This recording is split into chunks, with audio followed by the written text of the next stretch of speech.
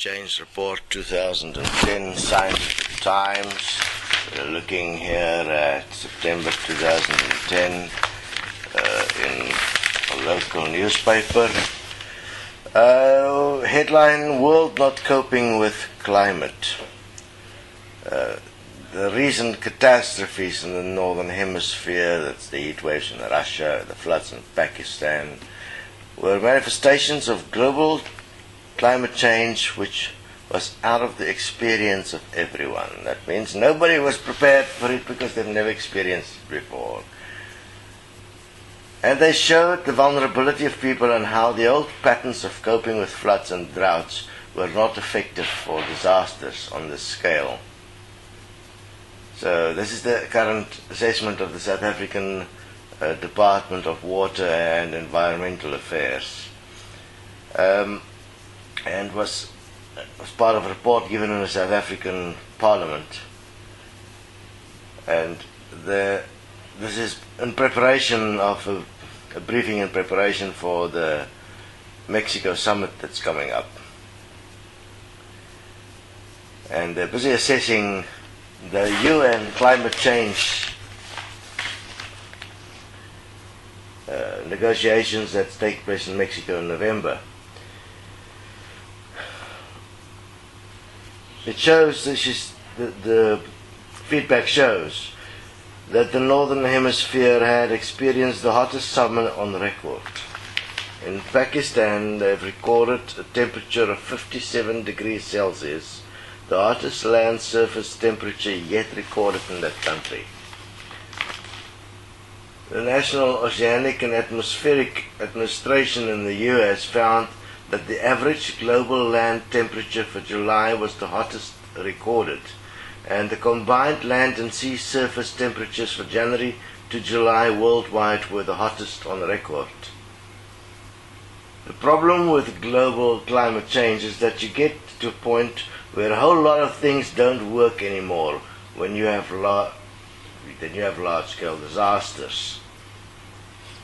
So in Pakistan, the people have been living with floods for generations, but the magnitude of the floods are now so big they can't cope with it. In Russia, the temperatures has gone into the 40s, which is out of the experience of everyone, so they were not prepared for it. They don't know, there's no local coping mechanisms in place. In South Africa, we've recently experienced a change in climate trends with extreme severe droughts in the Southern Cape and Limpopo. Here at Desteni Farm, we've had one of the hottest winters yet, and although we are in spring, it is extremely hot, like same as in the middle of summer, with no rain. Everything is just dying. There's just no water coming at all. And we have more and more fires happening in spite of being in a fire area. We've done extensive preparations for fires. They're still happening. And then obviously you have the human factor as well here, where people are deliberately putting things on fire just to harm other people. Fascinating. So the problem is that because most of the people that are that's participating in the system are living in urban areas, they are not affected by these changes so directly, because in the towns and the cities you are living inside a system which is virtually like an air-conditioned room. You are not part of the environment of the earth and therefore have no idea what's actually happening because you're not living in it. You know, like where we are on the farm, you are directly affected by everything that happens, and therefore you have to prepare for the extreme conditions that is busy manifesting on the planet. So, in terms of the global initiatives, in terms of global warming and climate change and what to do, the United States are in a permanent holding position with excuses as to why it could not commit itself to any form of binding cooperation to bring about a change. and the other rich countries want to just kill off the Kyoto Protocols for the global climate change agreements. And according to the South African government, there's unlikely to be any progress in the Mexico negotiations in November. So, people, very clearly, those that is in power are firstly not in a financial position to do anything about the climate changes. Secondly, they don't have sufficient research that in any way can be trusted. Therefore, I suggest people must post their direct experiences in the various places they are in the world in terms of what it is that happens, so one can do your own research and one can share the information. I mean, that after all is actual science. Science is that everybody takes part in reading the science in their local area, sharing it so that one can have a look at what's going on. You don't need scientists for reading science.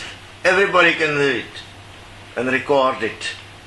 And we can build up a situation and look at what is happening in the world in terms of climate change. So we suggest also that one stay away as much as possible from eating fish. Remember, gravity dictates that everything go down to sea level, and all the shit of the humans are going to sea level and into the seas and into the rivers and into the fish and anything that feeds off that, and from there it goes into that meat, and from there it goes into the human. It's going to become a real big problem. It is already a real big problem. Fish is no longer a safe food. It's going to get much worse. So please start participating in a solution, because as long as the current money system is in place, everybody is going to be blinded by their greed and their fear of survival. So people are going to try and become rich, and they're going to do nothing about anything, or they're going to try and survive in the system. And we're looking at a real psychotic 10, 20 years ahead, with real lots of bullshit being promulgated. Understand the simplicity of the point that one must work with that which is measurable and that which is seen and that which is the knowledge that is here, and correct it where it is misrepresented, so one can deal with reality. That which is unseen and unknown is not part of this reality. It is part of the mind, and it is not recommended to waste your time in stuff that you can do nothing about, because it's unseen and unknown from the perspective of what is measurable in this reality. Remember, measurable in this reality would include what we can measure with machines and stuff like that, because that's still physical. Okay? Signs of the times, climate change, fascinating times. An equal money system will change the human behavior pattern that is based on not giving a shit about each other. I mean, at least we are now at the time where there is not a single Christian on earth, because no fucking Christian care about their neighbors. And the moment you don't care about your neighbor, you are disqualified from being a Christian.